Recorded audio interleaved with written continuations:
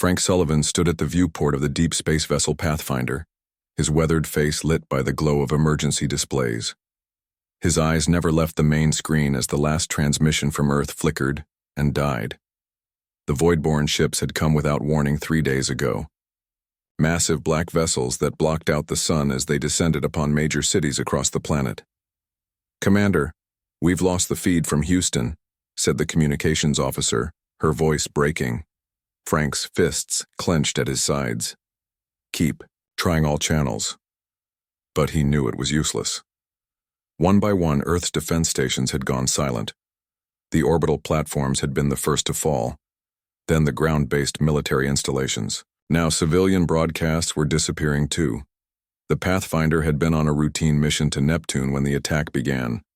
Frank had immediately ordered a return course to Earth, but they were still days away. Too far to help. Too far to do. Anything but watch. "Sir, we're picking up distress signals, hundreds of them. Civilian evacuation ships are launching from every spaceport still operational." Frank nodded grimly. "Track them all. Any ship that makes it out, we follow." Over the next 24 hours, Frank watched as humanity scattered to the stars. The lucky ones, barely 12 million souls from a planet of billions, escaped in whatever ships could fly. Most were civilian transports never designed for long-range travel. Some were half-built prototypes rushed into service. A few were luxury yachts owned by the wealthy. All of them crammed with desperate people. The last military transmission came from Admiral Catherine Miller aboard the defense station Aegis. "This is Admiral Miller to all surviving human vessels. Earth is lost, I repeat, Earth is lost. The Voidborn have targeted our power grids, communications, and major population centers. Their technology far exceeds our own. To any ships receiving this message, run. Save who you can, this is our extinction event." The transmission cut off with the sound of tearing metal. Frank ordered the Pathfinder to follow the largest group of civilian ships. As the senior military officer in the evacuation fleet, he took command of the ragtag assembly of vessels. For weeks they limped through space, rationing supplies, transferring people from failing ships to those still operational. Just when it seemed they would all die slowly in the void, they received a transmission from an unknown source. "Human vessels, this is Ambassador Zrel of the Galactic Concord. We have been monitoring the attack on your homeworld. The Concord offers you sanctuary at our mining colony on Proxima B. You will be classified as a protected species and given shelter under Concord law." Frank didn't trust the aliens, but they had no choice. The evacuation fleet was running on fumes. 40 years passed. Frank was no longer Commander Sullivan of Earth Defense Force. Now he was just old Frank, who taught combat tactics to young people born in exile. His hair had gone white, his face lined with age and grief. But his eyes still burned with the same intensity they had on that terrible day when Earth fell. The human settlement on Proxima B was little more than a labor camp. The aliens of the Galactic Concord, a coalition of 7 species, had given humans shelter in exchange for work in their mines and factories.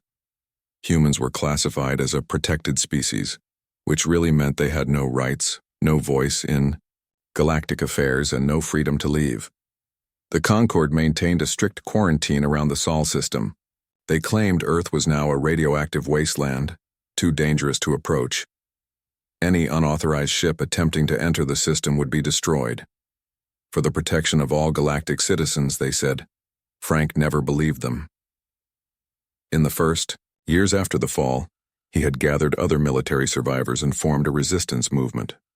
They called themselves the Reclamation. Their goal was simple: return to Earth someday and take back what was theirs. But as years passed with no progress, many lost hope. The resistance dwindled to just a handful of aging veterans and a few young idealists. One of those idealists was Olivia Martinez. At 25, she had never seen Earth except in old photographs and videos. Born on a refugee ship, raised on Proxima B, she had no memory of the blue planet her parents described with such longing. Yet she felt connected to it all the same.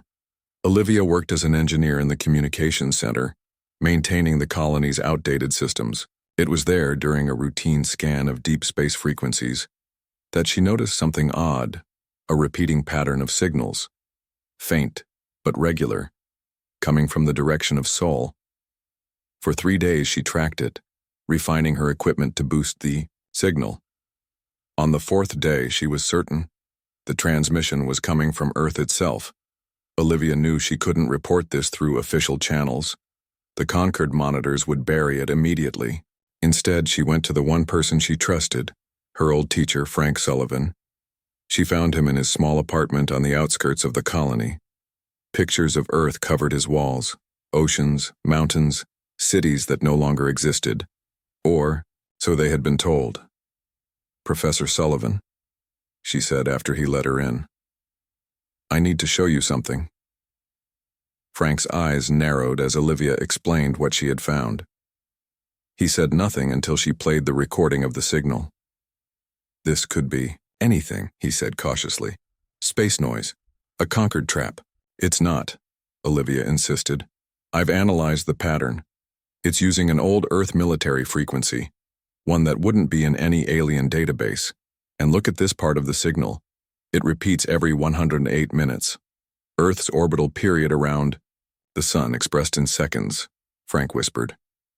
"Someone's broadcasting from Earth," Olivia said. "Someone's still there." For the first time in decades, Frank felt a spark of real hope. "We need to assemble a team. Carefully. If the Concord finds out what we're planning, they'll execute us as terrorists," Olivia finished. "I know the risks." Frank nodded. "We start with Christopher Ward, best pilot left from the old fleet. And we need Abby Bennett. She can hack any data system." "What exactly are we planning?" Olivia asked. Frank looked at the largest picture on his wall, a view of Earth from space, blue and perfect. "We're going home. We're going to find out what really happened to Earth, and then we're going to take it back." Olivia felt a chill run down her spine. All her life she had followed the rules, kept her head down, survived. What Frank was suggesting was rebellion, treason against the Concord, possible suicide.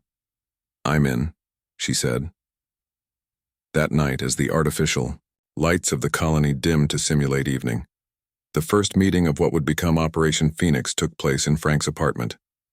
Christopher Ward, once a hotshot fighter pilot, now a freighter driver, Abby Bennett, a data specialist who worked in the Concord archives, and Daniel Porter, chief medical officer for the human section of the colony.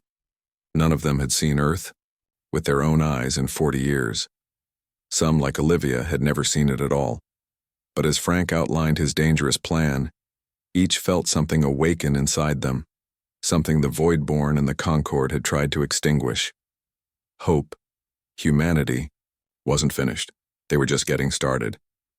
A week after their first meeting, Frank led Olivia through a series of abandoned mining tunnels beneath the colony. The deeper they went, the more Olivia wondered if the old man had lost his mind. The air grew thin. The path narrowed. Then suddenly, the tunnel opened into an enormous cavern. Olivia gasped. Hidden within the asteroid belt surrounding Proxima b was a secret shipyard. At least a dozen vessels of various sizes were under construction. Workers moved around them like ants, welding, programming, testing systems. In the center of it all stood a ship unlike any Olivia had ever seen. Sleek and predatory, it combined human design with what looked like alien technology. "Welcome to Operation Phoenix," Frank said, his voice full of pride. 30 years in the making. A tall woman with silver hair approached them. Despite her age, she moved with the confident stride of someone used to command. "Admiral Miller," Frank said with a nod. "I've brought you our signal finder." Olivia's jaw dropped. "Admiral Catherine Miller, from the Aegis station? But you died during the attack." Catherine smiled grimly. "The Concord finds it useful when legendary figures stay dead. Makes hope easier to control." She turned to Frank. "I understand you have something important to show me." In a small command center carved into the rock wall, Olivia played her recording of the Earth signal. Catherine listened with intense focus, her fingers tapping out the pattern on the table. "We've detected similar anomalies over the years," Catherine admitted, "but never this clear, this regular. You've done remarkable work, Ms. Martinez." What does it mean? Olivia asked. It means we accelerate our timeline, Catherine said. For decades, we've gathered parts, built ships, trained pilots, all in secret. We were planning to wait another 5 years before launching any major operation. But this, she pointed to the signal readout. This changes everything. Catherine's plan was simple but dangerous. A small team would take one of the completed scout ships back to the edge of the Sol system. They would observe, gather information, and if possible, determine the source of the signal. I volunteer to go, Olivia said immediately. You're not trained for space combat, Frank objected. Neither is anyone else under 40, Olivia fired back. Besides, I found the signal. I can track it better than anyone. In the end, a team of 4 was selected. Christopher Ward as pilot, Olivia as communications specialist, and 2 security officers, former Marines who had survived the fall of Earth. The scout ship, named the Sparrow, was barely larger than a shuttle. Its main advantage was a prototype cloaking system that might, Catherine emphasized, hide them from conquered sensors. The night before the mission, Abby Bennett pulled Olivia aside in the dining hall. Something's wrong, Abby whispered. Inspector Keltharin has been asking questions about unusual communications activity. He knows something's up. Keltharin was the Concord official in charge of the human colony. Tall and insect-like, with multifaceted eyes that seemed to see everything, he was feared by all the humans. Did he mention me specifically? Olivia asked, feeling cold. Not yet, but he's ordered a scan of all communication stations. It's only a matter of time before he traces the signal capture to your terminal. Olivia rushed to find Frank and Catherine. The mission would need to launch immediately, before Keltharin could connect the dots. 3 hours later, with minimal preparation, the Sparrow detached from a hidden launch tube disguised as a waste disposal vent. Christopher expertly guided the small ship through the asteroid belt, using the larger rocks as cover until they were clear of Proxima B's sensor range. Engaging cloaking system, Christopher announced once they were safely away. The lights dimmed as power redirected to the experimental technology. We're running silent now. Next stop, Sol system. The journey would take 2 weeks at their best speed. 2 weeks in a ship barely big enough for 4 people. 2 weeks of wondering if the cloaking system was actually working, or if conquered ships were already closing in on them. 14 days passed in tense silence. Olivia spent her time refining her signal tracking equipment, preparing to scan for the mysterious transmission as soon as they entered the Sol system. On the 15th day, Christopher announced, coming up on Neptune's orbit. Welcome home, everyone. The security officers, Greg and Steve, had been children when Earth fell. They pressed against the viewports, eager for their first glimpse of their home system in 40 years. What they saw made them fall silent in shock.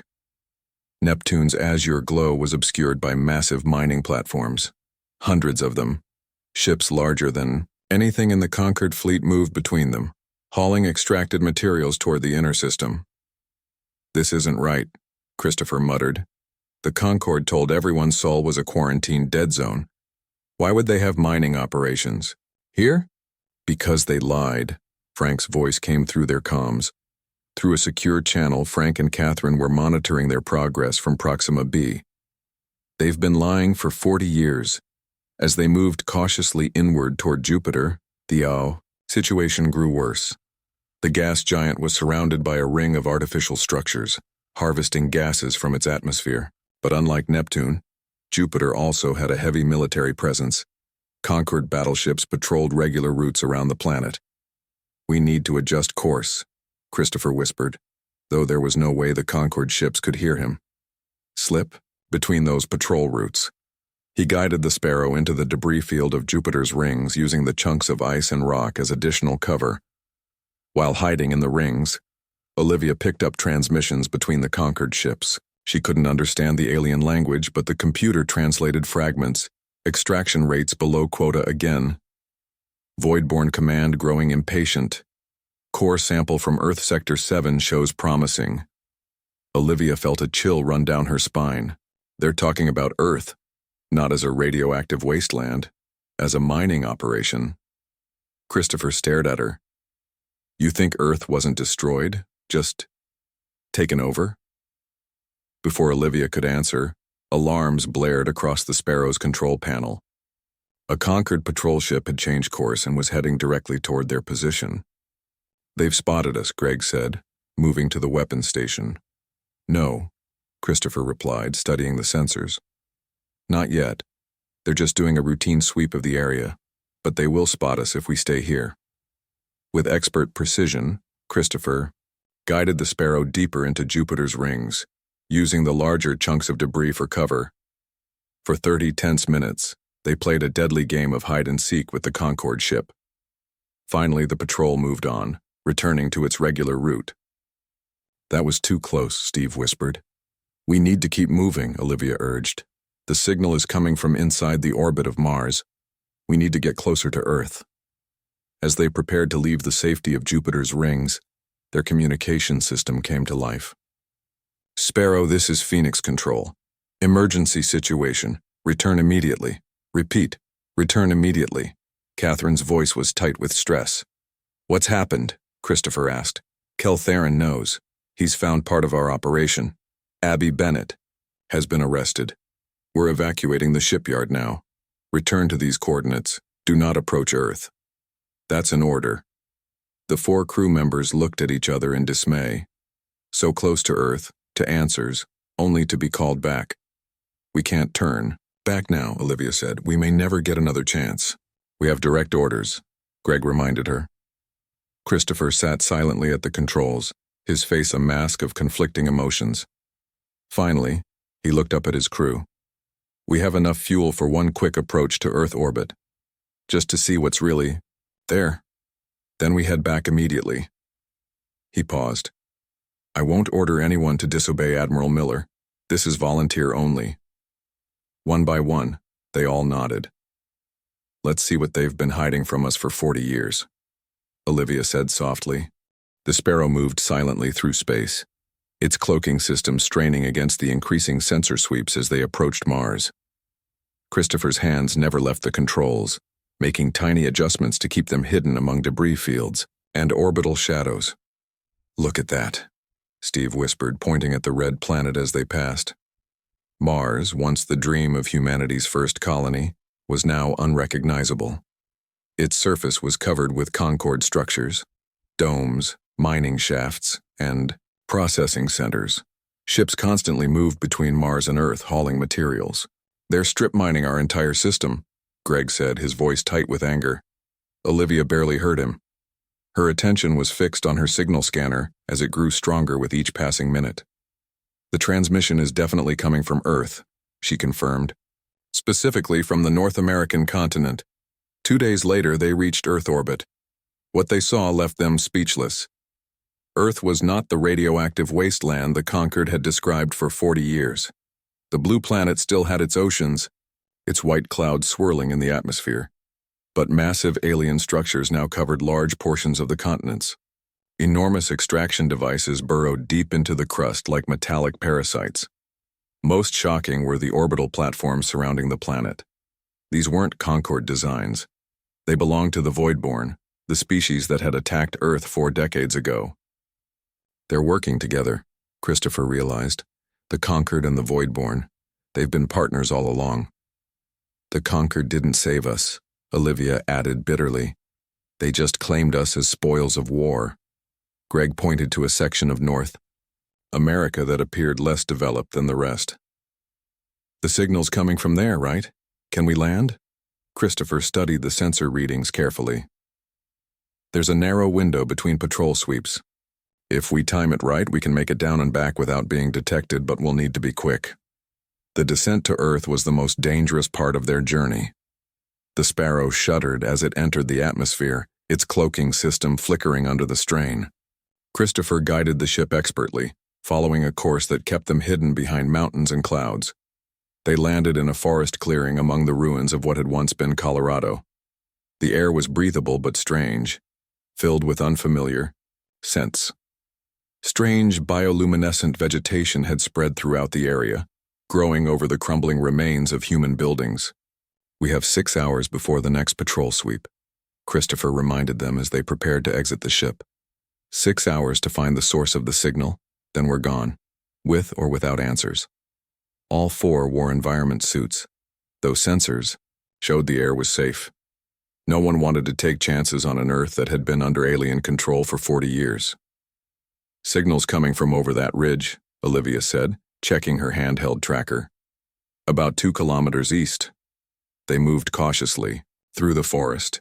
The trees were Earth varieties but altered, taller, with glowing veins running through their bark. Animals scattered at their approach, some recognizable, others disturbingly changed. As they crested the ridge, they saw their destination. The ruins of a pre-war scientific facility, partially reclaimed by the strange vegetation. Solar panels, patched with makeshift materials, covered portions of the roof. Someone's been maintaining that, Steve observed. Greg raised his weapon. Void-born? No, said a voice behind them. Humans. They spun around to find themselves surrounded by people wearing patchwork clothing and carrying improvised weapons.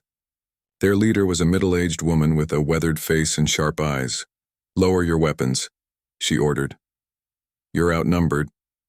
Christopher gave a slight nod, and they all complied. I'm Ellen Wright, the woman said. Leader of the Colorado Free Zone. And you're wearing Concord-manufactured environment suits, which makes you collaborators. Give me one good reason why we shouldn't kill you right now. We're from Proxima B, Olivia said quickly. We picked up your signal. Ellen's eyes widened. You received our beacon, after all these years? She laughed, a sound of disbelief and sudden hope. Come with me. Ellen led them to the facility where approximately 200 humans lived in the renovated ruins. Children played in halls once dedicated to advanced research. Gardens of Earth vegetables grew alongside the alien flora they had learned to cultivate. When the Voidborn came, they weren't interested in total extermination, Ellen explained as they sat in what had once been a conference room. They wanted Earth's resources, specifically a rare element in the planet's core that's essential for their faster-than-light technology. They bombed our military and government centers, then settled in for a long extraction process. But the Concord told us Earth was destroyed, Christopher said. A radioactive wasteland. Ellen's expression hardened. The Concord wasn't fooled. They were partners. The Voidborn get the core elements, and the Concord gets a share of the other resources, and control of the refugee population, you people. It was a business arrangement. How did you survive here? Greg asked. The Voidborn don't care about humans as long as we stay out of their mining zones. There are free settlements all over the planet. Small groups living in the margins. We avoid their patrols, scavenge what we need, and plan for the day we can fight back. That's why you've been broadcasting the signal, Olivia realized. Ellen nodded. For 40 years, hoping someone would hear us, hoping the evacuees would return. She led them to the basement of the facility, where an old military transmitter had been carefully maintained and upgraded with scavenged Voidborn technology. But the signal was just the beginning, Ellen continued. We've been gathering intelligence on their operations. The Voidborn aren't just mining random resources. They're targeting something specific, something at Earth's core, and they're getting close to it. She showed them images taken by scouts, massive drilling operations that extended kilometers into the crust. According to the data we've stolen, they're about 6 months from reaching their target. Once they extract it, Ellen paused. Their models show the planet's magnetic field will collapse. Earth will be exposed to solar radiation. Nothing will survive. The room fell silent as the implications sank in. We need to get this information. Back to Admiral Miller, Christopher said finally. Operation Phoenix needs to launch now, not in 5 years. Operation Phoenix? Ellen asked. Olivia quickly explained about the hidden fleet being built on Proxima B. Hope flickered in Ellen's eyes for the first time. How many ships? 12 combat-ready vessels, including 1 prototype warship with modified Concord technology, Christopher answered. Plus about 20 support craft. Ellen's face fell. That's it? The Voidborn have hundreds of ships. The Concord has thousands. It's all we have, Olivia said simply. We need to warn them about the drilling operation. Maybe there's a way. to stop it. As they prepared to leave, Ellen handed Olivia a data chip. Everything we've gathered on Voidborn and Conquered operations, their patrol schedules, defense capabilities, mining locations, and this, she gave Olivia a small metal container. Earth soil, real Earth, for those who've never touched it. The goodbye was brief. Ellen's people couldn't risk being near the ship when it launched, but as Olivia turned to leave, Ellen grabbed her arm. When you come back, and you must come back, we'll be ready to fight with you. The return to the Sparrow was nerve-wracking. Twice they had to hide from Voidborn patrols, hulking creatures in mechanical exoskeletons that moved through the forest with scanners. Once aboard, Christopher wasted no time. They lifted off during a gap in the patrol schedule, using clouds as cover until they reached the upper atmosphere. We did it, Steve breathed as Earth fell away behind them. We actually made it to Earth and back. But their relief was short-lived. As they cleared the atmosphere, alarms blared across the control panel. Concorde cruiser, Christopher announced grimly. Coming in fast. They've spotted us. The Conquered cruiser fired a warning shot that flashed past the Sparrow's hull. Christopher's hands flew across the controls, pushing the small ship into an evasive spiral. They're ordering us to power down and prepare for boarding, Olivia said, listening to the transmission. Greg moved to the weapons station. We can't let them take us. They'll learn about Operation Phoenix. Our weapons can't hurt that cruiser, Christopher replied, his voice steady despite the danger. But we don't need to fight. We just need to run. He pushed the engines beyond their safety limits. The Sparrow shot forward, racing away from Earth. The Conquered cruiser followed, firing again. This time, the energy beam grazed their ship. Warning lights flashed across the control panel. Cloaking system damaged, Steve reported. We can't hide. Christopher studied the tactical display. We can't outrun them either. Not in open space. He looked at his crew. But we might split their attention. He explained his desperate plan. They would launch their one escape pod toward Mars. The pod systems would emit signals matching the Sparrow's engine signature, making it appear as if the main ship was heading that way. Meanwhile, the actual Sparrow would dive into the nearby asteroid belt. Whoever takes the pod will likely be captured, Christopher finished. That's why I'm going alone. No, Olivia objected. The Concorde will execute you as soon as they realize the trick. Without the data from Earth, everything we've discovered dies with us, Christopher argued. Someone has to get that information back to Admiral Miller. In the end, they agreed. Christopher programmed the pod's course while Olivia copied Ellen's data chip. She would carry one copy. Christopher would hide another in the pod. See you on Proxima B, Christopher said, trying to sound confident as he sealed the pod's hatch. The plan worked better than they dared hope. The Conquered cruiser chased the escape pod, allowing the damaged Sparrow to limp into the asteroid belt. But their troubles weren't over. The ship's engines were failing and life support systems were damaged.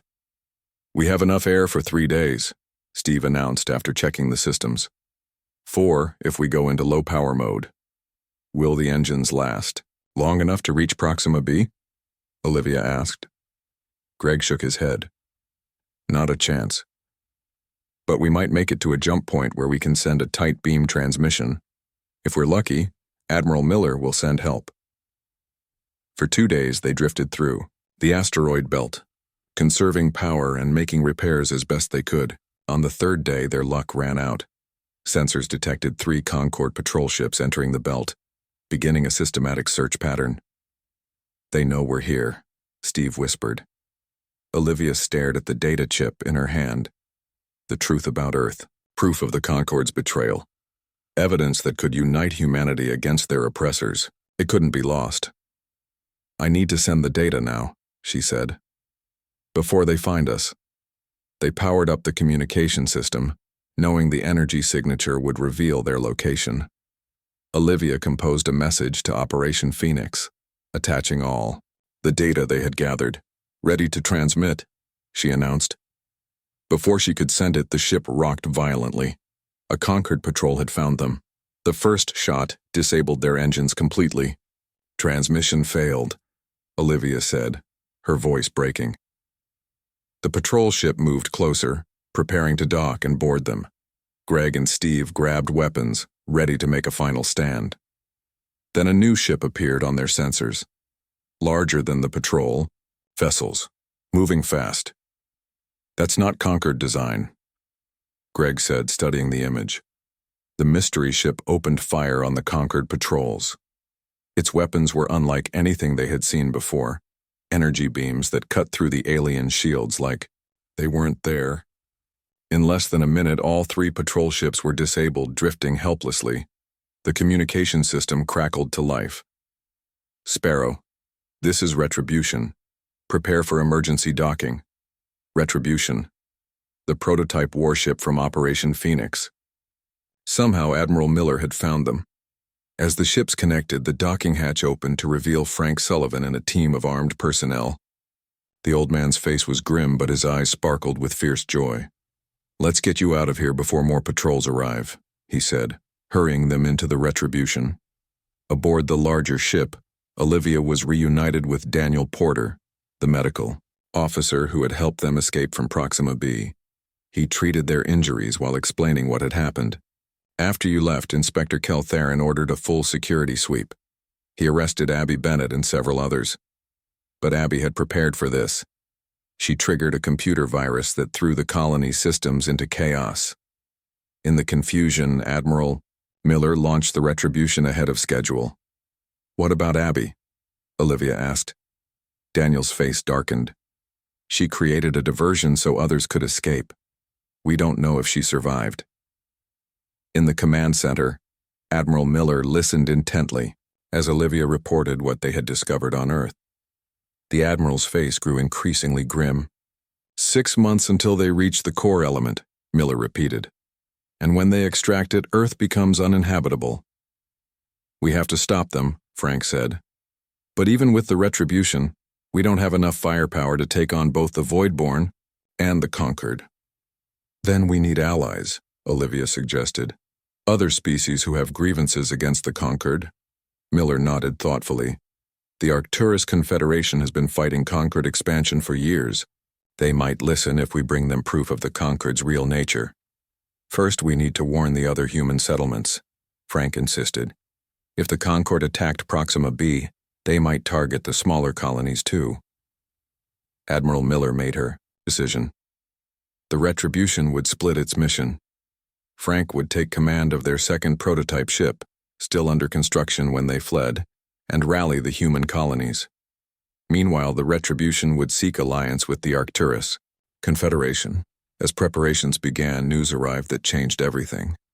Christopher Ward had not been executed as they feared. Instead, he had escaped during transport and stolen a Concord communication ship.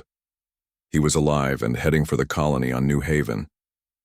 More surprisingly, the message contained information about a growing rebellion on Proxima B.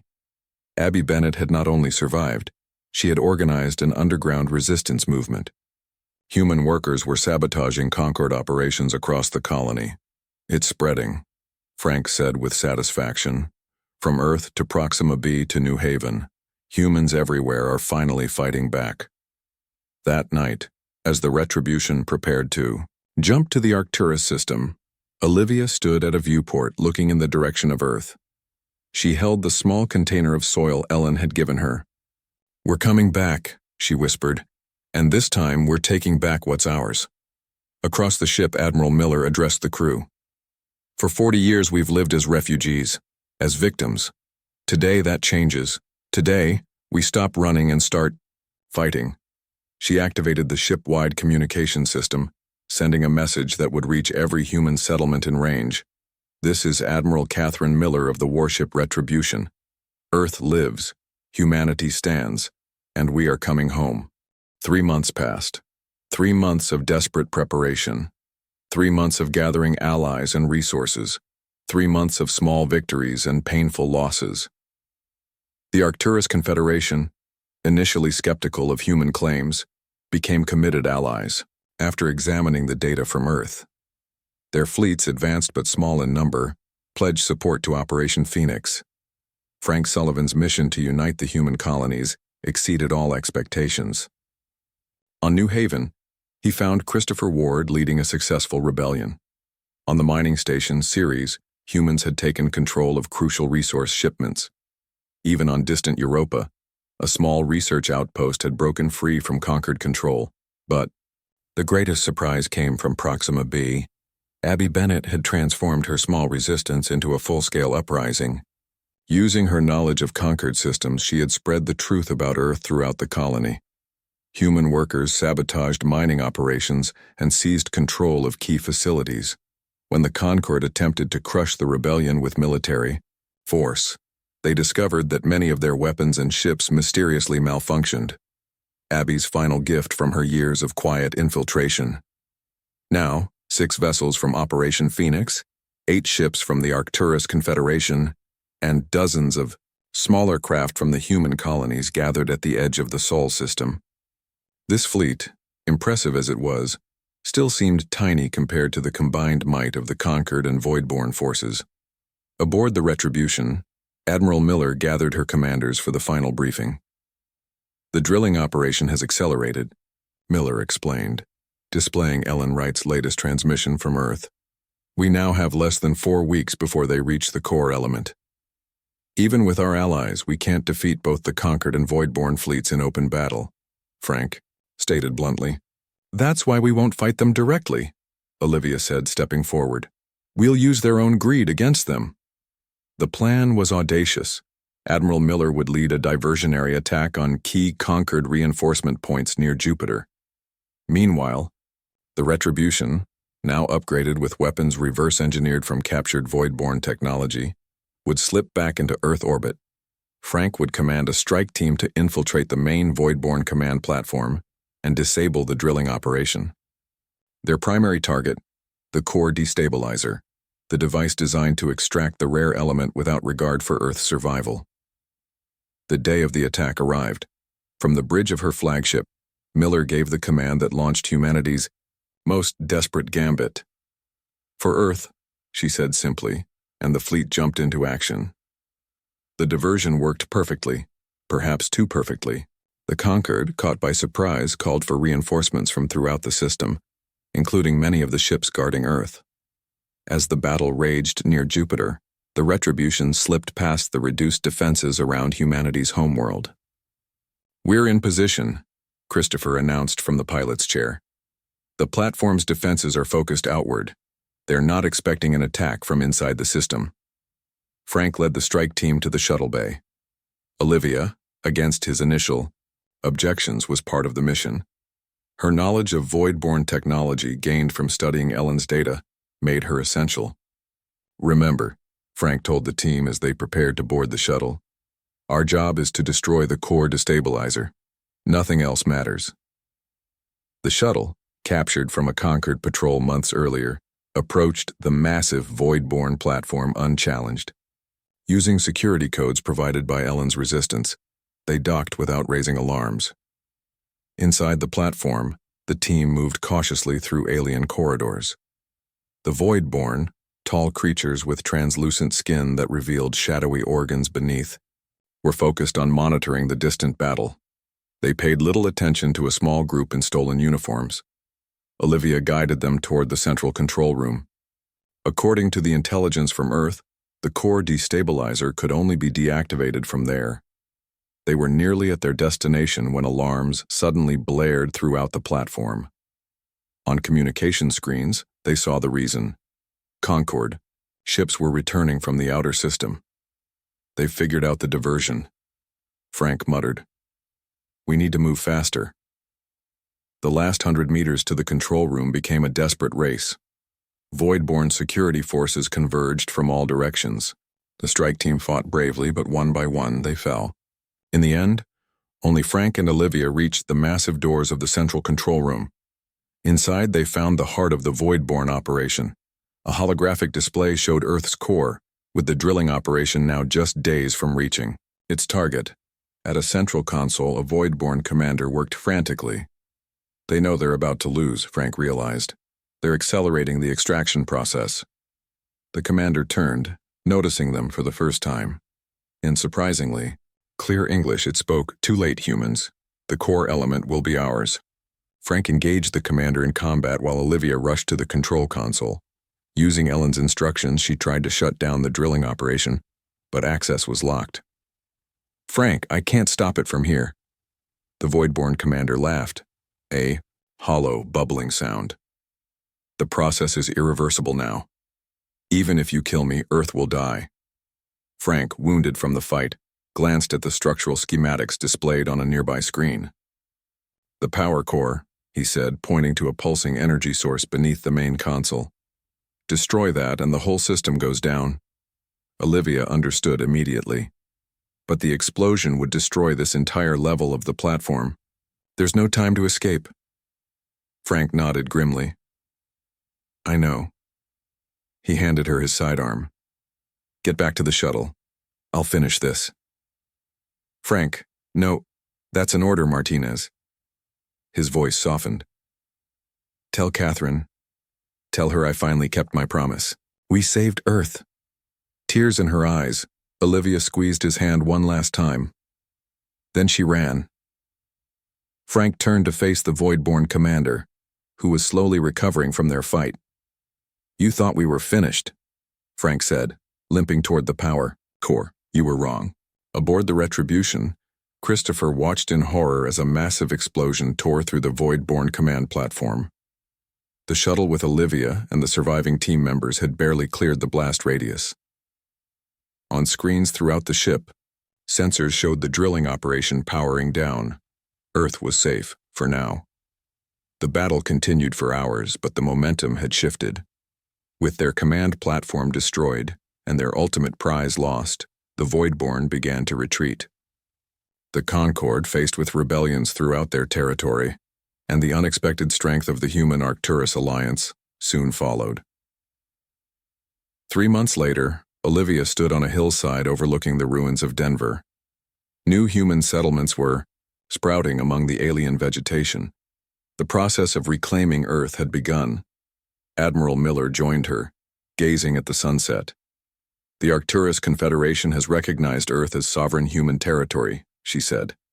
"And the Concord has agreed to reparations for their deception. And the Voidborn retreated beyond the outer rim, for now." Miller's expression hardened. "But they'll be back someday. That's why we're rebuilding the Earth Defense Force. Humanity won't be caught unprepared again." A small group approached them from the new settlement below. Ellen Wright led them, carrying a small bundle. "The first child born on reclaimed Earth," Ellen said proudly, showing them the sleeping infant. "We named him Francis, after Frank Sullivan." Olivia smiled through her tears. Above them, stars began to appear in the darkening sky. But they no longer seemed cold or distant. They were beacons of possibility, reminders that humanity's story was far from finished. It was just beginning.